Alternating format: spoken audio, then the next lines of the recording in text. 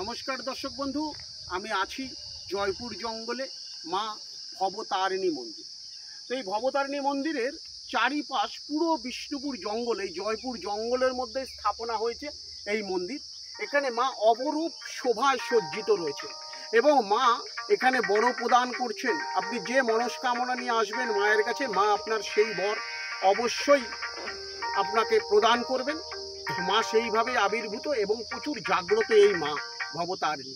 তো এখানে ঢোকার সময় আমি যে লতাটা আমার হাতে আপনারা দেখতে পাচ্ছেন, একে বলছে মৃগময়ী লতা। এই বাঁকুড়া জঙ্গলের লোকের মুখে শোনা যায় এটি হচ্ছে মৃগময়ী লতা। এই মৃগময়ী লতা হচ্ছে এমন একটি লতা, এই লতার সাহায্যে আপনি আপনার মনের মানুষকে চিরতরে ফিরে পাবেন।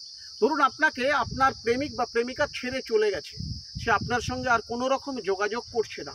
এই মৃগময়ী লতা তাকে ছোট করে কেটে, পাতাটা ছাড়িয়ে ছোট করে কেটে তার নাম 21 বার স্মরণ করবেন এবং তার পা থেকে মাথা অবধি চিন্তা করবেন এবং মা ভবতারিণীকে নিজের মনস্কামনা জানিয়ে কোনো তামার তাবিজে ভরে সাদা সুতো দিয়ে আপনার ডান হাতে পরে নিন। দেখুন মা ভবতারিণী আপনার মনস্কামনা অবশ্যই পূরণ করবেন। এই গাছটি এই জঙ্গলে প্রচুর পরিমাণ আছে, এই মন্দিরের চারিদিক ঘিরে রয়েছেন এই গাছ।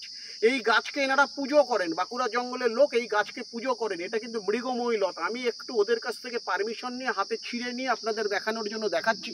নয়, এই গাছকে ওরা ছিঁড়তে দেয় না, আমি ওদের কাছ থেকে পারমিশন নিয়ে ছিঁড়ে আপনাদের দেখাচ্ছি। আপনারা আমাদের কলকাতা শহর বা যে কোনো নার্সারিতে খুঁজতে পারেন, আলাদা নাম হতে পারে, কিন্তু গাছটি হচ্ছে এটা, খুঁজে নেবেন মৃগময়ী লতা। যদি ছিঁড়ে আপনাকে ছেড়ে কেউ চলে গিয়ে থাকে অবশ্যই ইউজ করুন, সুফল পাবেন। নমস্কার দর্শক বন্ধু, সুস্থ থাকুন, ভালো থাকুন।